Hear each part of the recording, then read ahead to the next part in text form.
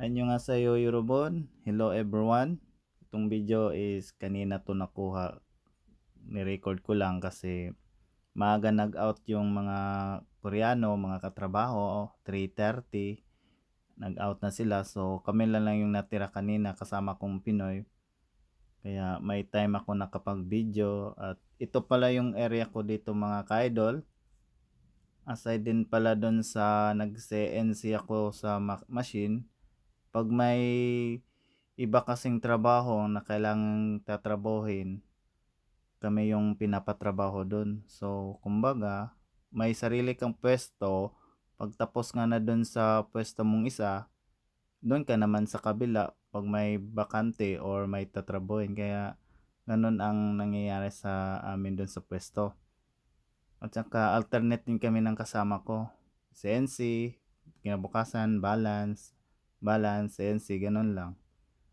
So, itapik muna natin ngayon yung antonyms or pandimal. Sa English is opposite. Let's learn Korean for beginners, EPS topic.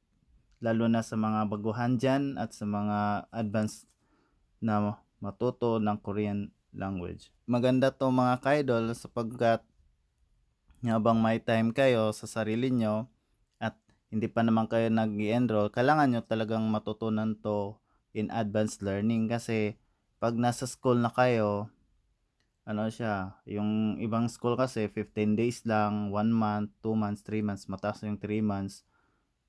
Yung iba nga, maiksi lang. Kasi sa totoong pag-aaral ng Korean mga kaidol, hindi siya madali talaga. Maliban na lang kung panay ka kapapanood ng Korean drama, ayan may mga knowledge kang nakukuha. Pero advice ko lang sa mga beginners, igihin natin na matuto ng Korean language in advance bago tayo magpa-enroll. Kasi kung may pera ka naman, pwede ka na magpa-enroll. Yun nga lang yung length ng pagtuturo sa KLC, masyado siyang masyadong maiksi para sa ating mga baguhan. Kaya ito na yung chance natin na mag-advance learning tayo bago tayo pumasok sa school. Kung medyo yung edad mo, bata-bata pa, okay lang yan. Pero pag hagul ka na sa edad, ay mag-aral ka na lang kayo kasi hanggang 37, 38 lang yung pwedeng makapag-apply dito sa South Korea as EPS worker. So, explain ko muna to. Kasi itong mga word ng mga kaidol, gamit na gamit talaga to dito sa trabaho at saka sa exam, sa listening. Lahat ng pinopost ko dito, nagagamit talaga to mga kaidol. Kaya please take note na lang sa notebook nyo or sa nyo isulat. Tapos try nyo basahin. Basahin ko muna kaidol. Tapos just to familiarize na lang sa mga word na naririnig nyo. Kasi siya, para madali natin maintindihan. So, let's start. Milda, to push, tulak, or itulak.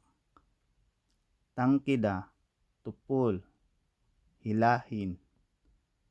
Matitda, to be delicious, masarap. Matupda, to taste bad, walang lasa. Kada, to go, pumunta. Uda, to come, darating. Yulda, to open, buksan. Tatda, to close, isarado. Ironada, to wake up, gising. Chada, to sleep, tulog.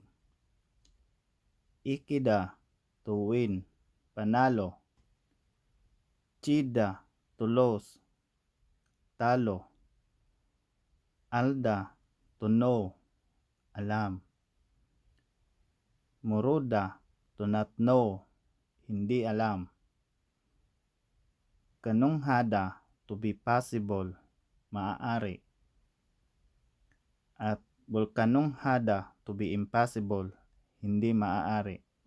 May madami pang mga ganito mga ka-idol at ipopost ko na lang pag may time pa ako kasi may ginagawa pa akong explanation doon sa previous kong pinopost na verbs vocabulary kung paano siya i-conjugate present, future at saka past tense.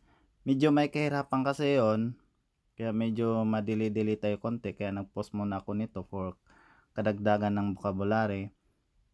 At ang advice ko talaga ninyo mga ka-idol, lalo na sa mga beginners at gustong matuto ng Korean language, balikan po natin yung Korean alphabet. Kailangan talaga natin yun ma-familiarize, i-masterize yung basic writing at saka yung pagbasa ng vowels at consonants. Nandun lang yun sa baba ng video ko dito sa official page. Try nyo lang i-review, try nyo lang i-search doon. At doon nyo makikita yung mga pinopost kong basic Korean alphabets. Kasi pag hindi nyo din yung ma-familiarize, hindi nyo ma-master yun, mahirapan din kayo mag-conjugate. So, good luck na lang mga ka-idol sa mga beginners dyan at gustong mag-advanced learning. Kung may mga katanungan kayo regarding doon sa trabaho ko, sa pag-aaral ng Korean language, please comment down below sa video na ito at sasagutin ko lang yung sa kaya kong isagot sa inyo mga katanungan mga ka-idol. Update na lang tayo mga ka-idol sa susunod na video natin dahil pahinga muna ako. Bye!